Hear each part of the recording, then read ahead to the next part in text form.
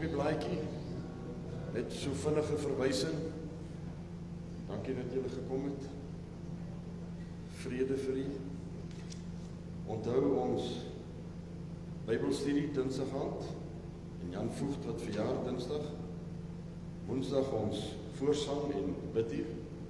Bidduur is net 'n saamkom en bid op jou eie vir so lank as wat jy wil of kan. Jy hoef nie die hele uur deur te bring nie. Maar jy mag ook langer as 'n uur bly. Ek sal saam jou bly. En dan Vrydag is die troue van Annemarie van Sail. En dan volgende Sondag maak ons klaar met ons Handelinge reeks. En dan begin ons met die lewe van Jesus. Net so op die kalender op bladsy 2, die Folliefees, die 26ste Maart. Die Folliefees behels ons het stalletjies by die gym, wat hulle vir ons verniet gee. Ons kan stalletjies opslaan. Ons moet net die pad na die koffieboks en die car-wash oophou. Daar is 'n CrossFit kompetisie aan. En daar's 'n stap, 'n hardloop, 'n 5 km stap of hardloop kompetisie ook aan waarvoor daar pryse sal wees. So Jana, jy moet maar jou tekkies weer gaan uithaal en 5 kilos kom stap. Jy en Gerry, ek sal saam met julle twee stap. Dis nou 'n deal, as julle twee kom stap ek saam. En ons stap Toepie se pas, Toepie moet ook kom. Hy wil net sê, tang saambring, ons is skers, hy snoeisker. Dus van hier af onder tot by Nonsop op, as daar 'n waterpunt, dan in Koekverlaan af, en dan weer terug. En ons gaan sosaties verkoop, en ons gaan hotdogs verkoop, en enige ander stalletjie wat daar moet wees, en mag wees, en dan 'n spesiaal chili kompetisie, chili eet kompetisie. Dan gaan die mense daar by Okahanja het vir ons, hoeveel soorte? 10 soorte. 10 soorte verskillende chilies. En daar's ook 'n goeie prys, 'n sak chilies. So, daar's 'n chili kompetisie ook aan, weet ek. So, die 26ste Maart, die Folliefees van oggend af, daar by die gimnasium. En dan die Follieverkope, gaan ons net sosaties en hotdogs verkoop, daar by die slaghuis. Broer Japie is aan die reël daarmee, en Pastoor Roan is aan die reël daarmee. So, maak jy reg daarvoor. En dan, die volgende een is Pinkster. Pinkster is ons reg. Pastoor Lou Breedman gaan weer afkom om ons te bedien. Ek het hom die laaste keer baie geniet. So, bid daarvoor, hou jy reg daarvoor, en dat Pinkster weer Pinkster gaan wees. En dat ons dit so kan doen. Staan saam met my, dan bid ons asseblief. Here, ek bid vanaand saam met die psalmdigter, stuur u lig en u waarheid, Here. Laat u lig en die waarheid ons lei, Vader. Laat die lig en die waarheid my bring na die heilige berg en na die woning van God. Want ek is bly toe hulle vir my sê, laat ons na die huis van die Here gaan. Hemelse Koning, dat ons hier kan inkom en by die altaar van die Here kom kniel in ons lewensoffer voor die aangesig en weet dat die Here God is, erken dat die Here groot is en goed is en lofwaardig is en dat die Here die een is wat ons lewens in stand hou, dat die Here die een is wat vir ons doen ver bokant wat ons kan bid of dink. Dankie vir vanaand se byeenkoms, Here. Dankie dat ons hier kan wees en God se woord eerste kan staan, God se woord vooraan kan staan en dat u naam geheilig word, Here. Want ons is hier om die Here te loof, hier om God te aanbid en te sorg, Here, dat u ons lewens verander na u beeld, sodat ons kan lyk soos u die dag wanneer die bassein weer klink, die dag wanneer ons sterwe, die dag wanneer u ons kom haal, Here, dat ons soos ons meester, ons verlosser kan lyk en saam met u die ewigheid kan ingaan. Vader, word verheerlik in hierdie diens, is my gebed in Jesus naam. Seën, versterk, genees, ontmoet, verander ons, Here, na die gelykenis van Jesus Christus. Ek loof en prys in die naam van Jesus, ons Here. Amen. Amen. U maak my hele lewe nuut. Kom ons sing dit en ons prys die Here.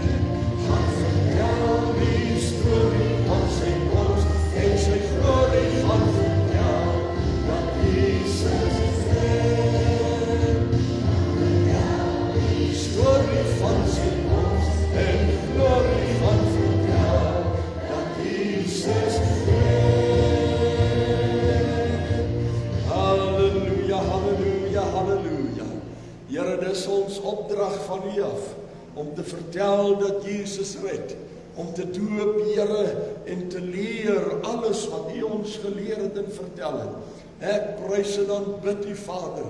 U voorwaar is die Here. U wat ons seën, U wat ons vashou, U wat ons alles gee, ver bokant wat ons kan bid of dink. Ek prys U, my Vader. Heilig, heilig, heilig is U naam. Leer ons in hierdie lig, Here. Vat ons hande in hierdie waarheid, dat ons hierdie pad kan loop en God verheerlik. In Jesus naam bid ek dit. Laat U naam geheilig word, Here. In Jesus se naam bid ek dit. Kom spreek in ons harte, kom vat ons hande, Here, want saam met U wil ons die pad loop. In Jesus naam, en ek prys U. Amen. Amen, amen. Glory, glory, glory. My boodskap vir u vanaand is, God doen goeie goed. En ons is nog altyd besig met Handelinge 14 tot 20, en ons gaan 'n paar goed hier uithaal. God doen goeie goed. As ons lees vanaf vers 15 in Handelinge 14, hy sê in vers 15 van Handelinge 14, hy sê, en hy het gesê, manne, waarom doen julle hierdie dinge? Want hulle wil vir hulle ons nou gode gemaak het. Een is Jupiter en een is Mercurius en sovoorts. Paulus sê, nee. Hoekom wil julle hierdie goed doen? Ons is net sulke mense soos julle. En ons verkondig die evangelie dat julle van hierdie nietige dinge moet bekeer tot die lewende God.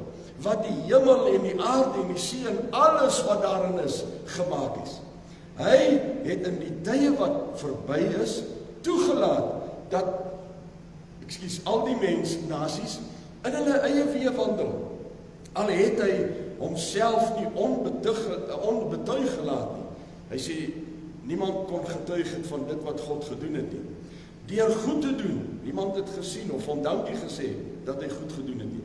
Van die hemel vir ons seën en vrugbare tye te gee en ons harte met voedsel en vrolikheid te vul. Vers 18.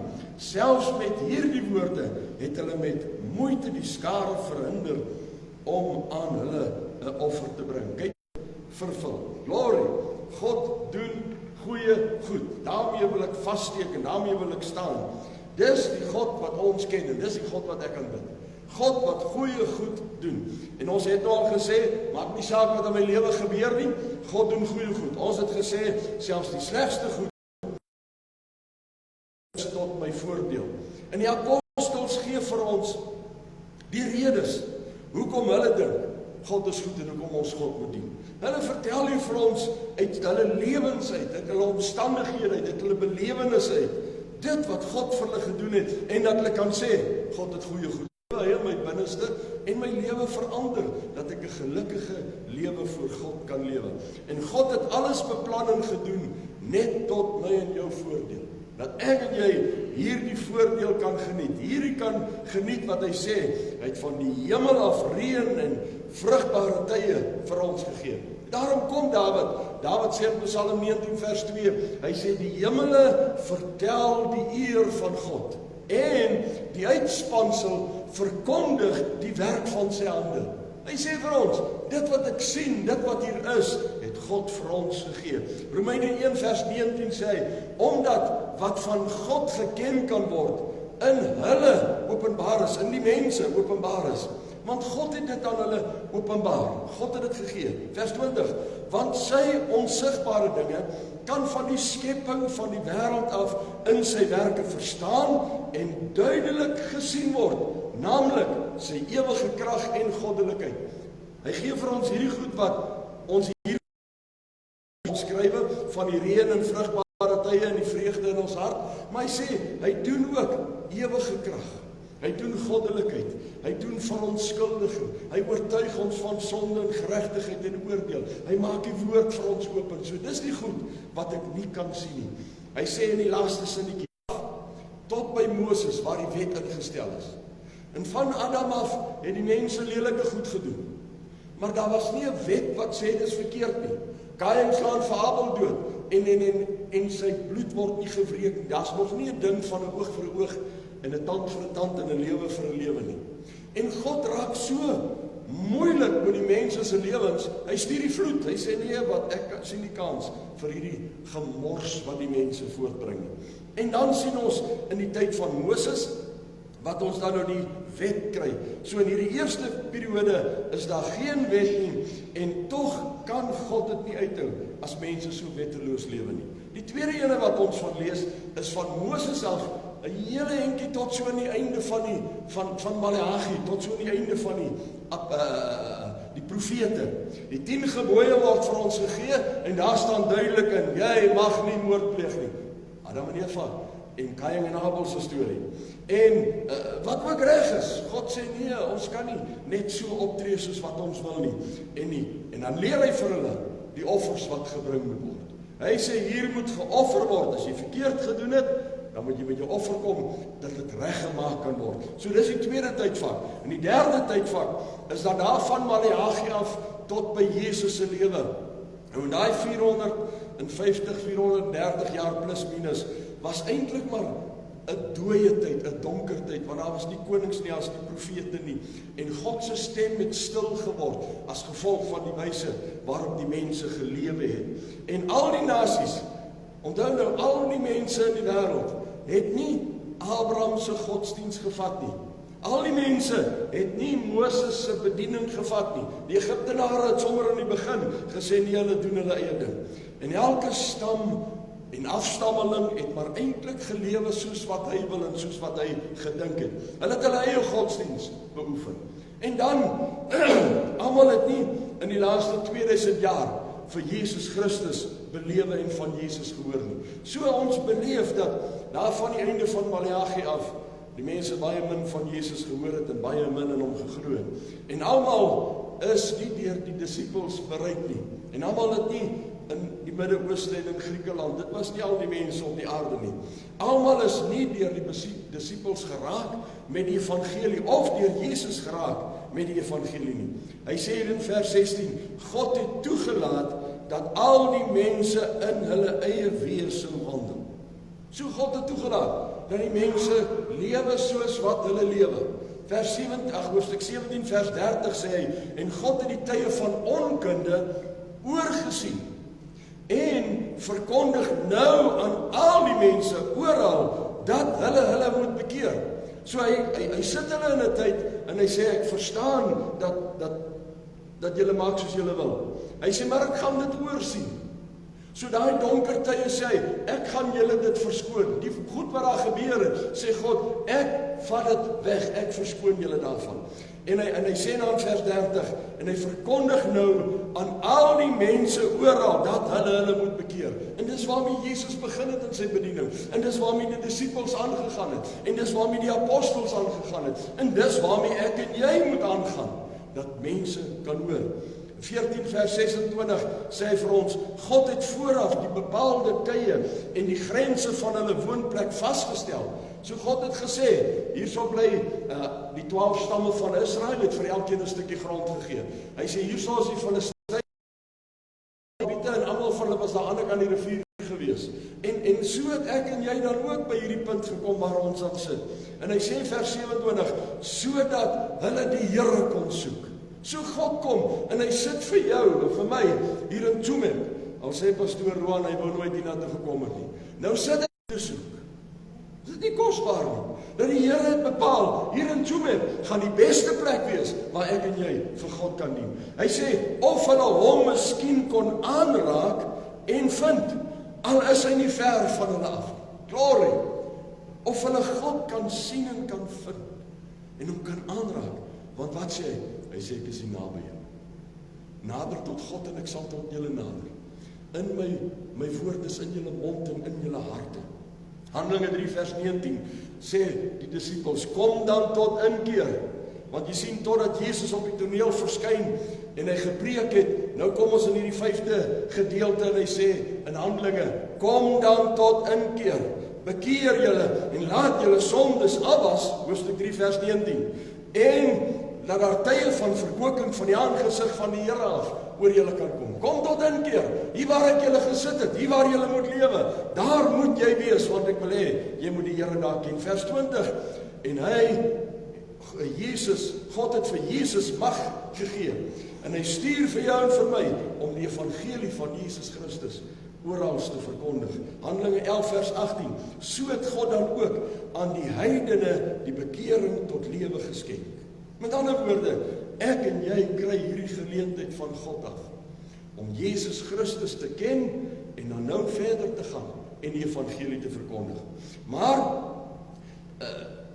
al hierdie dinge gebeur, sodat almal die evangelie dan nou kan hoor, maar nou weet ons ook van Jesus se tyd af, het nie almal al die evangelie gehoor nie. En dis nou die enigste manier, sê die skrif vir ons, ek is die weg, die waarheid en die lewe. Niemand gaan na die Vader toe nie, behalwe deur my nie. Met ander woorde, hy kom sê vir hulle, nou is daar 'n ander ding wat julle moet aan aandag gee. Hierdie tye is daar gewees, God het vir julle verskoning gegee, maar hy sê nou is dit Jesus Christus is die weg. Nou kom jy Handelinge 26 vers 17. Terwyl ek jou, Paulus, God sê vir jou, Paulus, verlos uit die volk en die heidene na wie ek jou stuur. God sê ek verlos jou nou, dat jy nou nie meer deel van hulle is nie, om hulle oë te gaan open. So God sê vir Paulus, ek stuur vir jou na hierdie mense toe wat jy vervolg het, sodat jy hulle oë kan oopmaak, dat hulle van hulle duisternis tot die lig kan bekeer, en van die mag van die Satan tot God, sodat hulle deur die geloof in my vergifnis van sonde en 'n erfdeel onder die geheiligdes kan hê. Nie daai selfde woord geld eintlik vir my en vir jou ook. God sê vir jou en vir my, hy het vir jou en vir my gesit, dat ons hierdie evangelie sal verkondig. Mense se oë sal laat oopgaan deur 'n getuienis, dat hulle die mag van Satan verbreek word en oorgebring word na Jesus toe, en dat hulle deur die geloof vergifnis van sondes kan kry. Dis wat God vir ons doen.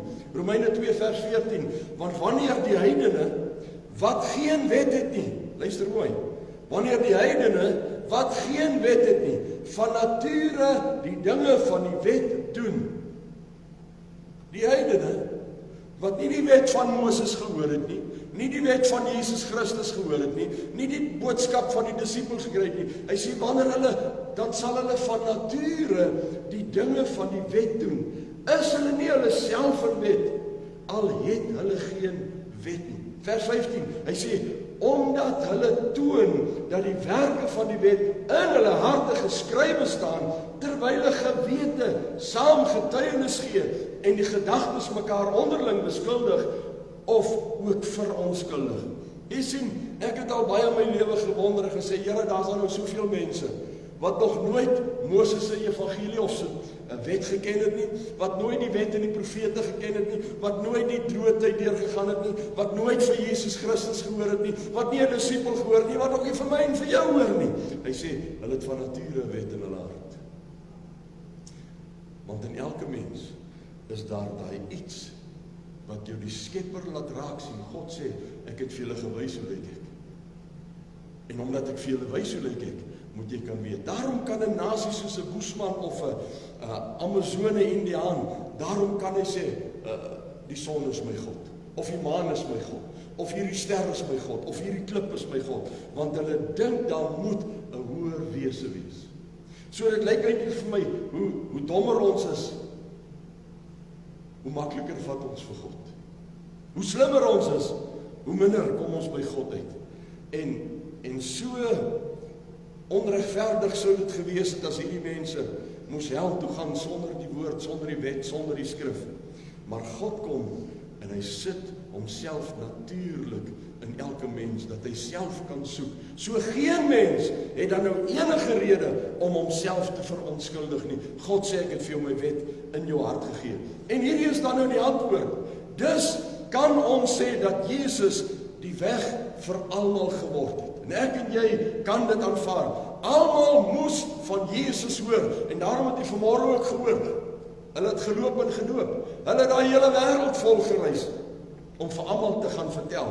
En die wat nog nie gehoor het nie, en nie 'n sin gehad het in reg en verkeerd nie, hulle het 'n wet in hulle harte. Hulle weet hier is iets aan die gang. En al het hulle Jesus Christus nie gehad nie, het hulle 'n natuurlike gewaarwording gehad, sê die skrif vir ons. En God het homself vir ons kom bekend maak. Hier sê hy dit ook. Kom wys deur die natuurlike dinge vir jou en vir my openbaar te maak. Maar die oomblik as jy van Jesus Christus hoor en hom een kant toe stoot, dan is daar nie meer 'n kans nie. So is eintlik vir 'n mens beter om nie die evangelie te hoor nie. Dan jy 'n beter kans by God om in sy hemel te kom as om die evangelie te gehoor het en dit een kant toe gestoot het. Iemand stuur vir my in die week 'n dingetjie van die ateës wat hof toe gaan en sê dis onregverdig want die Jode het godsdienstige vakansiedae, Yom Kippur en Pascha en al die goed. Hy sê die Christene het hulle het godsdienstige vakansiedae, hulle hou Pinkster, hulle hou Paasnaweek, hulle hou Kersfees, maar die heidene, die ateïste, hulle het nou niks nie. Nee, sê die regter vir hom, julle het 'n dag, want die skrif sê, Psalm 53 vers 2, die dwaas sê in sy hart, daar's geen God nie. So hulle het April Fools. Hulle het 'n dag, en hulle het sommer Halloween dag ook, wat hulle kan aangaan. So mense moenie sê, hulle het nie 'n kans gehad nie. Ek het 'n bietjie gaan kyk, dit het my bietjie gepla, oor mense wat vir God gespot het, of misken het. Tancredo Neves, hy was 'n ou wat gestaan het vir die Braziliaanse verkiesing as president, en hy het gesê, as ek 500,000 stemme kry, kan selfs God nie my uit hierdie presidensiële posisie uithaal nie. Hy het die 500,000 stemme gekry. 'n Dag voordat hy ingeordend moes word, ingehuldig moes word, het hy siek geword en het hy gesterf. En hy is nooit ingehuldig as 'n president nie. Is dit God wat met 'n mens afreken? Die dwaas sê in sy hart, daar is geen God nie. John Lennon, die Beatles se sanger en skrywer, hy sê die Christelike geloof gaan al kleiner word en verdwyn. Hy sê wil eers daaroor redeneer nie. Hy sê Jesus was okay, maar sy volgelinge is eenvoudig, want die Beatles is baie meer beroemd as Jesus. John Lennon word deur een van sy volgelinge, aanhangers, 6 keer in die kop geskiet. Cazuza, 'n Braziliaanse komponis en sanger en digter. Hy is besig om 'n sigaret te rook en hulle praat van God rondom hom. En hy vat so 'n lang trek en hy blaas dit so en hy sê, Jesus, dis vir jou. En hy selfde jaar sterwe hy aan emfyseem en 'n aaklige longkanker. Is dit God wat met 'n mens afreken? Die Titanic se skeepbouer en argitek Thomas Andrews, hy het gesê hierdie boot is so veilig dat selfs God kan hom nie sink nie. Wat gebeur? Op sy eerste vaart wat hy gaan hierdie skip en hy gaan in die grond in. Marilyn Monroe, en ek is seker dit nie geweet nie, aktrise en sangeres, sy die perfekte lewe van guns en geld en alles wat daarmee saamgaan, het sy gehad. En Billy Graham het by geleentheid by haar gekom en vir haar gesê, God het my na jou toe gestuur om die evangelie vir jou te verkondig. Sy antwoord hom, ek het nie jou Jesus nodig nie. En 'n week later is sy in 'n oordosis, is sy dood. In Camanas in Brazilië, is daar 'n groep vriende, ons wat nou net gepraat het van motorongelukke. 'n Groep vriende wat in 'n motor klim, en die een vrou se dogter wat al klaar in die kar sit, en die ma kom, en sy sê vir die kind, my child, God go with you in this car. En die dogter sê, ma, hier is nie eintlik plek in die kar nie, hy sal maar in die boot moet sit. En daar is hulle weg. En 'n paar kilometer verder is daar 'n noodlottige ongeluk, almal is dood. En die verslaggewer doen 'n verslag, hy sê, wonderbaarlike ding gebeur. Die kar is opgevrommel, niemand kan lewendig uitkom nie, maar die kattebak het nie 'n buig in nie. En daar was 'n klomp eiers, 'n krat eiers in die kattebak, en nie een eier is gekraak. Want God is gesê met die kattebak gaan klim. Christine Hewitt, 'n joernalis, sy sê die Bybel is die swakste boek wat ooit geskrywe is. Sy is onherkenbaar verbrand in haar motor, nie lank daarna nie. Michael Bisping, jy weet wie dit is, seun. 'n MMA swaargewig kampioen, martial arts mannetjie. Hy veg teen Victor Belfort wat 'n Christen is en wat gedurende getuienis gee van sy Christendom. En tydens die inweegsessie, toe sê hy vir Belfort, hy sê, there is no Jesus. En toe hulle aan mekaar spring en veg, skop Victor hom op die oog, en hy kon nie verder beklei nie, baie operasies, en hy het sy oog verloor. Stephen Hawking, akademikus en fisikus, sy opmerking dat God is 'n vee-verhaal, eindig sy lewe in 'n rolstoel en hy kan geen ledemate gebruik nie. Yuri Gagarin, die eerste man wat in die ruimte gewees het in 1961, Hy vertel, ek het gekyk en nêrens vir God gesien nie. Net om 'n paar dae later in 'n vliegongeluk te sterwe, want hy was 'n goeie vlienier gewees. Ons kan maar sê dat God by hulle bygekom het of hulle teëgekom het oor hulle dwaasheid, want die dwaas sê in sy hart, daar is geen God nie. Maar kyk wat sê Spreuke 18 vers 6, die lippe van die dwaas kom met getwis en sy mond roep na sla. Die mond van die dwaas is sy ondergang en die lippe is 'n stryk vir sy lewe. God kom en hy gee vir ons die goeie goed, die beste goed. Hy wys vir ons wie hy is en die graag gebruik, sal die vrug daarvan moet eet. God gee vir ons goeie goed, wanneer ons die pad loop, wat God vir ons gee, om te loop. En dit behoort my en jou motto te wees. Ek verkondig die evangelie van Jesus Christus, want dit is 'n krag van God tot redding, vir elke ene wat glo. Dis die woord, wat ek en jy glo. En ons wil hê, dat mense, hierdie skepper God, wat op getuie gehad het, van dit wat hy gemaak het. Hy het niemand se hulp nodig nie, hy het niemand se aandag nodig nie. Hy sê, wie kan vir my iets gee? Wie kan vir God betaal vir wat hy gedoen het? Hy kom en hy gee reën, hy gee vrugbare tye, hy vul ons harte met vrolikheid en hy red ons siele en hy gee vir ons die ewige lewe. Ek en jy het hierdie wonderlike kosbare.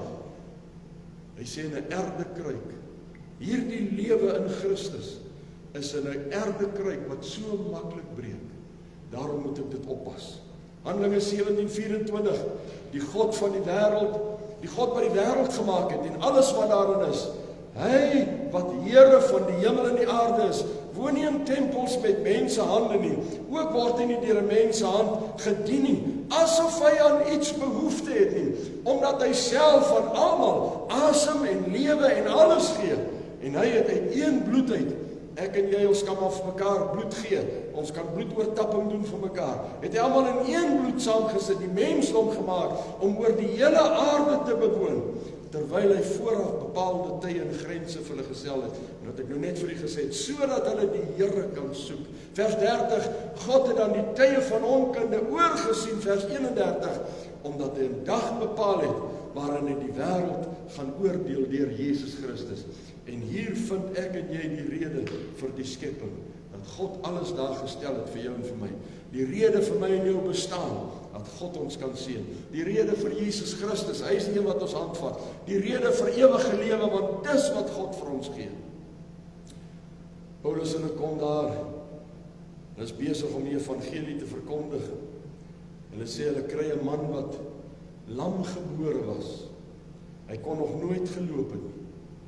En terwyl Paulus preek en die woord van die Here verkondig word, het hy gesien dat hierdie man het geluister en die oomblik toe hy sien dat hierdie man geloof het, toe sê hy vir hom, staan op! Nou ek kan nogal dink as 'n mens so intens luister na woord van die Here en dan kom 'n woord, staan op en loop, dat jy jou gaan koud skrik en vergeet dat jy lam is. En die man het opgespring en rondgeloop. Wanneer God spreek, is daar goeie dinge wat kan gebeur, want geloof word in ons harte gewerk, en die evangelie bring hierdie geloof vir genesing, vir redding, vir oorwinning, en ek en jy kan dit geniet in Christus. God doen goeie dinge vir jou en vir my. Paulus word gestenig, hy word vir dood gelos, ons weet dit nou al. Hy word vir dood een kant toe geskuif. En die disippels kom en hulle maak 'n kringetjie rondom hom. Nou dink vir jouself vir 'n oomblik. Hulle sleep hom in die stad en hulle sê, "Daar's hy, jy is tot niet." En die disippels kom en die gelowiges wat daar was, hulle maak 'n kringetjie rondom hom. En die volgende oomblik toe staan hy op en hy loop self terug stad toe. Hy het nie ambulans nodig gehad nie, hulle het hom nie op 'n donkie gelaai nie. Hulle het niks anders gedoen nie, hy het self. En die volgende dag, hoor mooi, toe vertrek hy na Iconium in Antiochië en hy loop 180 kilometer. Het vanmôre gehoor hoe ver het hy geloop. Maar hierdie dag, vandag word hy vir dood met klippe gelos. Hulle bid vir hom, hy staan op, hy gaan stad, en die volgende dag loop hy 180 kilometer. Dis die God wat ek dien. Hierdie God doen goeie dinge. Hierdie God het vir jy en vir jou hierdie Handelinge boek gegee, dat ons daarin kan put en sê, prys die Here, want die Here het goeie dinge vir ons gedoen. Hy gaan so waar terug in Antiochië in. want hy wil die mense aan God opdrag gee en hulle seën en hulle volbring en hierdie ouderlinge aanstel dat hulle die werk van die Here kan doen. As ons na Handelinge 15 kyk, dan sê hy van Paulus en Barnabas wat 'n bietjie gestry het. Nou kan jy nou glo.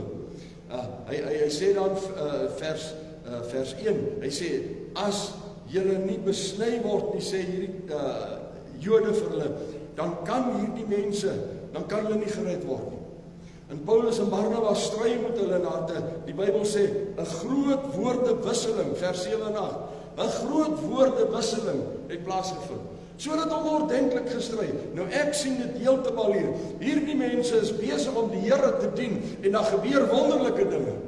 En jou Satan en hy moet vir Paulus wat nou net die dood het opgestaan het, moet hy gebruik en sê, man, julle is besig met verkeerde goed. Vers 28 en 29, Paulus en Barnabas word gestuur Jerusalem toe met hierdie vraagstuk en hulle moet hulle saak gaan stel. Hy sê in vers 4, en hulle het hulle verslag gedoen van al die en voorstel vir hulle gemaak. En hy sê, kom ons stuur vir al hierdie mense 'n brief. En ons sê vir hulle die volgende, maar in hulle geskrywe, dat hulle moet onthou van die dinge wat deur die gode mens besoedel. En van hoerery, moet hulle self daarvan wegvat. En van dit wat verwrig is, moet hulle self wegvat. En die bloed, daarom sê die skrif, ons werk nie deur afgodsoffers nie, loop die pad reguit. Dis wat hy vir ons sê. Hoekom? Want God doen goeie dinge. Paulus en Barnabas verskil toe ook oor 'n saak, in so 'n mate dat hulle uitmekaar uitgaan. En dit is vir my so ironies, dat die manne die werk van God doen, en oorwinnings beleef, en die Satan deur 'n stryery onder hulle te sit. Daarom moet ek en jy so waaksaam wees, broer en suster, dat ons nie oor nonsens sal stry nie, maar God se woord eerste sal stel en sê, wat sê die Here vir my hieroor? In Handelinge 16, Paulus en Silas wat verder gaan reis, en op 'n pad net weer draai, en hulle die mense vertel wat hulle moet doen, en hulle is versterk deur die woord van God, en omdat hulle nou weet waar hulle op pad is. Die volgende in vers 9, Paulus sien 'n droom, daar in vers 9, van iemand van Macedonië, wat vir hom sê, Tolelege, kom op hierheen, kom hier na toe. En hy sê dan vers 10, hy sê, en toe ons by die gesig gesien het hy dadelik probeer om na Macedonië te gaan, omdat ons verseker was, dat die Here ons geroep het, om die evangelie aan hulle te gaan verkondig. Het jy al so God se woord gehoor, en besef en beleef, hoe dat God vir mens vat, en dat hy wil hê dat siele gered moet word, dat hy vir jou sê, kom na hierdie huis toe, kom na daai huis toe. Ons lees verder aan vers 13, dit was Sabbatdag en die mense daar by mekaar gekom in Thyatira, en hy sê daar vir ons in vers 13, op die gebruikelike bidplek, het hulle gegaan en 'n klompie vroue daar by mekaar, en 'n vrou met die naam van Lydia, 'n purperverkoopster, 'n besigheidsvrou van hierdie stad, 'n godsdienstige vrou, het geluister, en die Here het haar hart geopen en ag gegee, en vir Paulus hulle gesê, en toe sy in haar huisgesin gedoop is.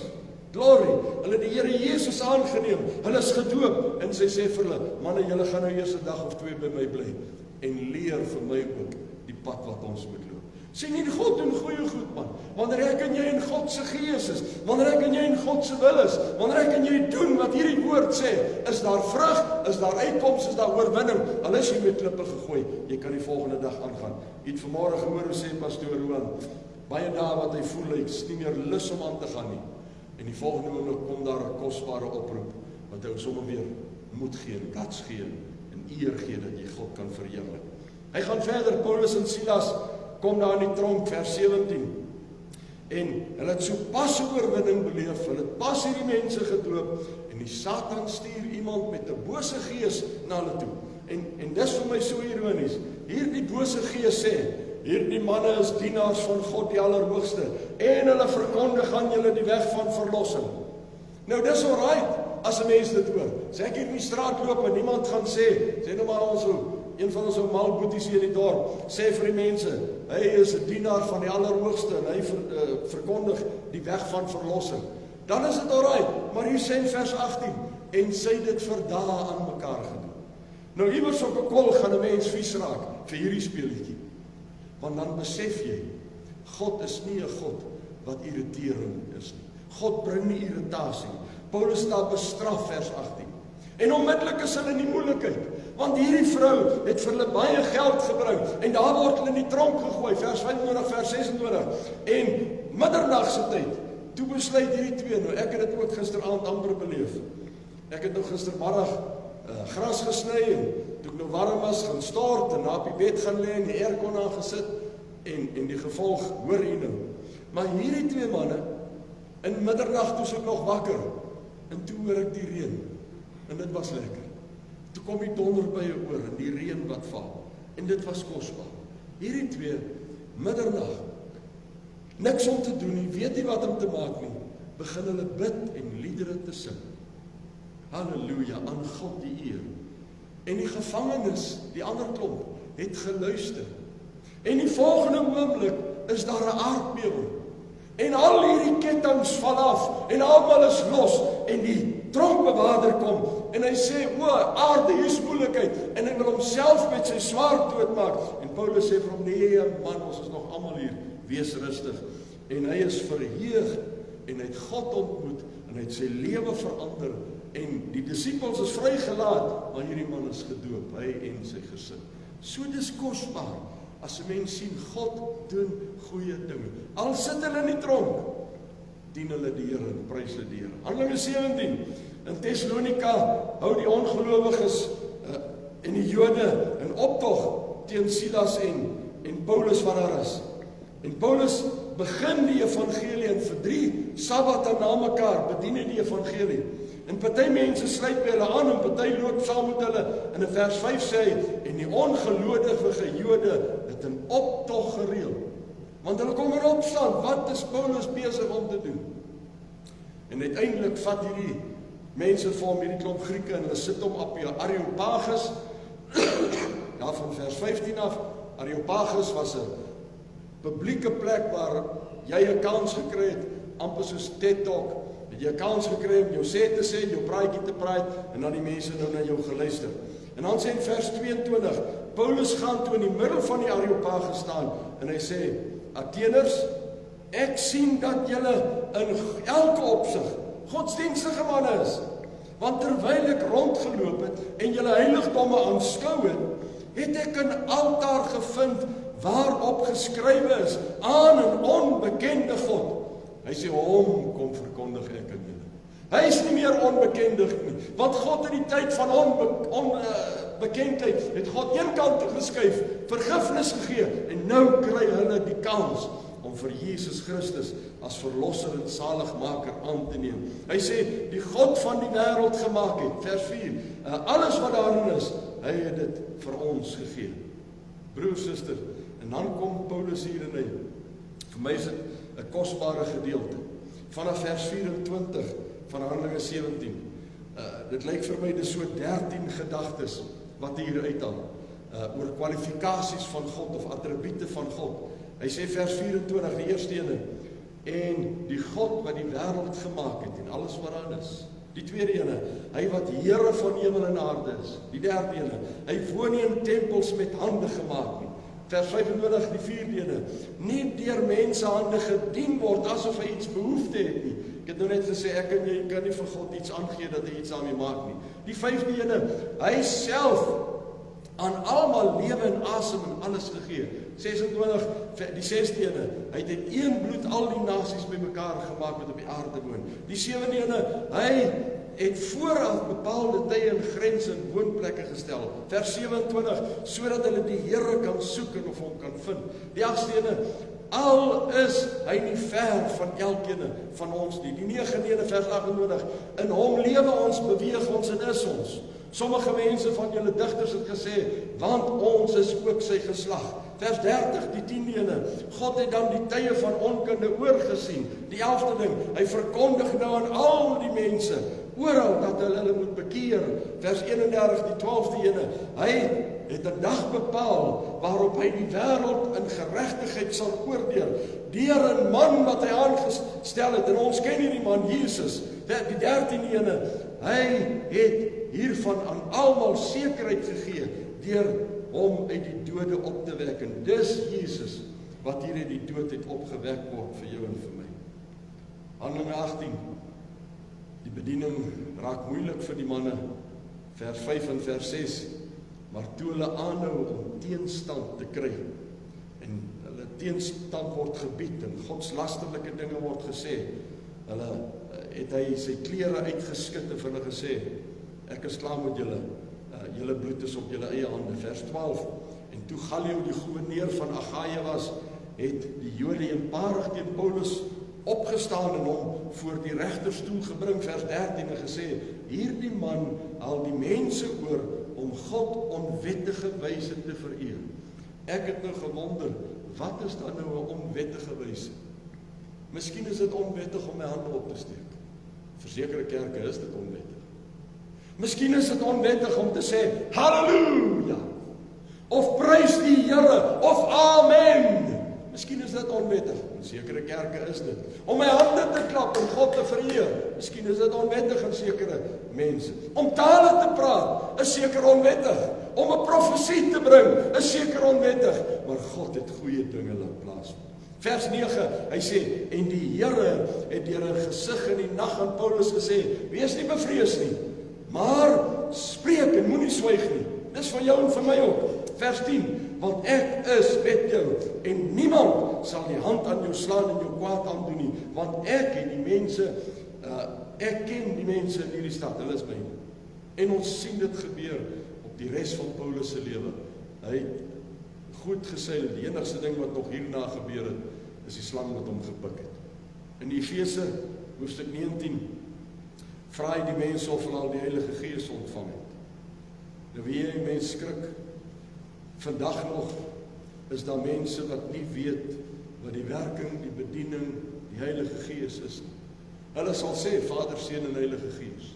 Hulle sal al hierdie dinge bely, maar hulle ken nie die Gees van God en wat die Gees van God nie.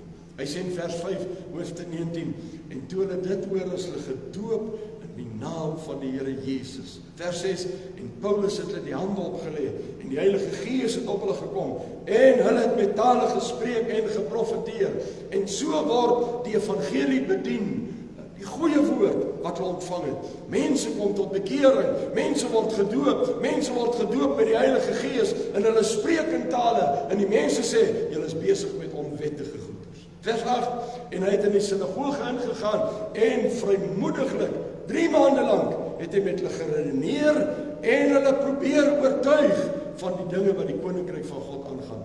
Hulle het gekyk of hierdie dinge nie bietjie teen hulle tradisie skop nie. En broer en suster, ons beleef al meer en meer, dat dit wat ek en jy doen, teen iemand se tradisie skop. Maar tog is daar nog mense wat honger en dors en na die Here toe kom. Ek maak 'n stelling. Nie almal is bestem vir bekering en ewige lewe. Daar is sekere mense wat dit een kant toe gaan skuif. Matteus 19 vers 11, maar hy sê vir hulle, almal vat nie hierdie woord nie. Nou moet ek vir u vra, vat u vanaand God se woord? Matteus 13 vers 11, toe antwoord hy en sê vir hulle, omdat dit aan julle gegee is, om die verborgenhede van die koninkryk van die hemele te ken, maar aan hulle is dit nie gegee nie.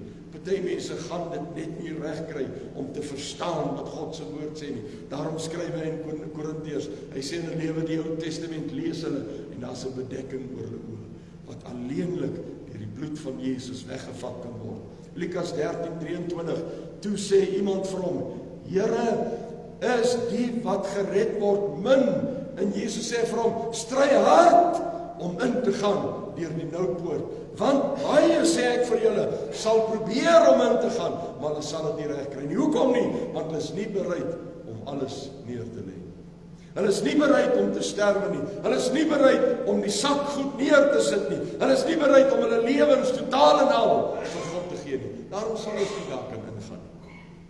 2 Tessalonisense 1 vers 7, en aan julle wat verdruk word, word verligting gegee, saam met ons in die openbaring van ons Here Jesus Christus. Vers 9, hulle sal as straf ondergaan in ewige verderf, weg van die aangesig van die Here af, en weg van die heerlikheid van sy sterkte. Weet jy, dan lees jy hierdie en jy hoor dit en jy sien dat God daaroor praat, en dan besef jy, mense vat nie vir Jesus Christus by sy woord. Hulle bekeer hulle nie, hulle draai nie om nie, hulle ontvang nie die Heilige Gees nie, hulle word nie gedoop nie, want dis vir hulle te erg, en hulle bly ongehoorsaam, en as gevolg van ongehoorsaamheid, onthou wat ek nou net gesê, as ons so slim is, dan kom ons nie by hierdie dinge uit nie, want dan is hierdie dinge vir ons duister. Ons lees verder in hoofstuk 19, waar hulle, as hy so gebedien het, dink ek het hy maar gesweet en sy kop so afgevee en die doek neergesit, en het hulle daai doeke gevat, en op die op siek mense gaan lê in duiwelbesetenis, en hulle het gesond geword in die naam van die Here. En die duiwels wat die mense aanval, en dinge wat gebeur, en Paulus loop hom vas, weer eens, teen 'n klomp mense wat vir die Anna, die godin Anna, Diana aanhang, en weer eens kry Paulus hulle moeilikheid. Hoofstuk 20, Paulus gaan na Macedonië toe, en die aand voor hy gaan, is hy daar in 'n vertrek, daar's baie, die Bybel sê, daar was baie kersse en ligte en lampe, en hy preek, en toe dit hier by middernag kom, vers 7, en op die eerste dag van die week, toe die disippels vergader het en brood geëet het Paulus hulle toegespreek, omdat hy die volgende dag sou vertrek, het hy sy hele rede, hy het baie gehad om vir hulle te sê, en hier by 12 uur middernag, val Eutychus, val in die slaap, en hy val 3 verdiepings ver, morsdood. Paulus loop af, ondertoe, gaan lê op hom, sê vir hulle, nee, hy is lewe nog, maak hom gesond, staan op, loop terug met die trappies op, en Paulus het gegaan, en verder gepreek, tot die son uitkom. Pastoor Johan vra vanmiddag vir my, hoe was my preek vanmôre? Ek sê, man, ek het gesien, daar's 'n paar mense wat bietjie kriebelrig geraak het. Ek wonder wat sou hulle gesê het van Paulus, seun. As Paulus tot die volgende môre, as ek en jy nou hier begin aangaan, en tot 6 uur môreoggend gaan preek, hoe Jana gaan ons hou? Ons gaan hou, want God se woord doen goeie goed vir ons.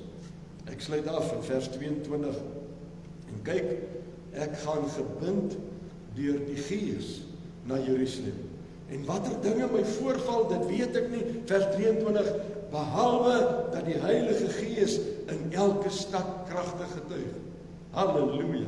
Ek gaan gebind deur die Heilige Gees, maar ek weet nie wat gaan gebeur nie, maar ek weet, kragtige dinge gebeur. Vers 24, maar ek bekommer my glad nie, en ek ag ook my lewe vir myself nie dierbaar nie, sodat ek met blydskap my loopbaan kan volbring, en die bediening wat ek van die Here Jesus ontvang het, om kragtig te betuig vir die evangelie van die genade waarin ons staan. Vers 26, daarom betuig ek aan julle op hierdie dag, dat ek rein is van die bloed van almal, want ek het nie toegelaat om aan julle die hele raad van God te verkondig nie.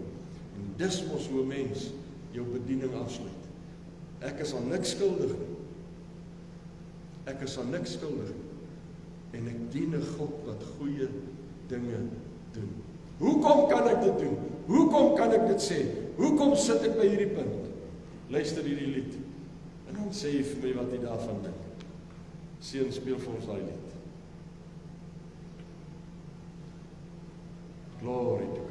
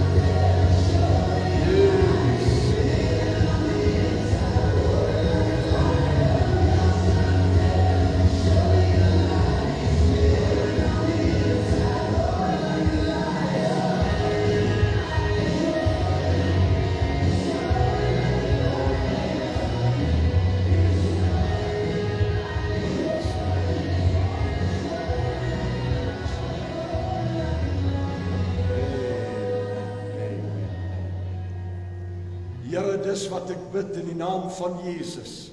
Ons God lewe, halleluja. Ons God doen goeie dinge.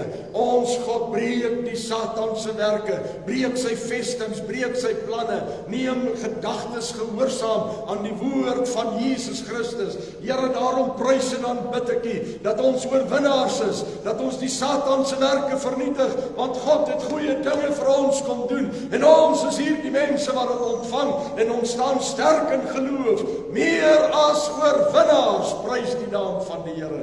Vader, laat die woord in ons harte regeer. En hierdie week wat voorlê, laat ek sal onthou, my God is not dead. My God het goeie dinge kom doen in elkeen van ons se lewe. In Jesus naam. In Jesus naam. Prys die Here. Amen. Amen. Die Here seën vir u. Ek hoop u het 'n bietjie geloof by mekaar gemaak. Geloof om hierdie week in te gaan en te sê, ek glo dit. My God is not dead. Surely is alive. Die Here seën vir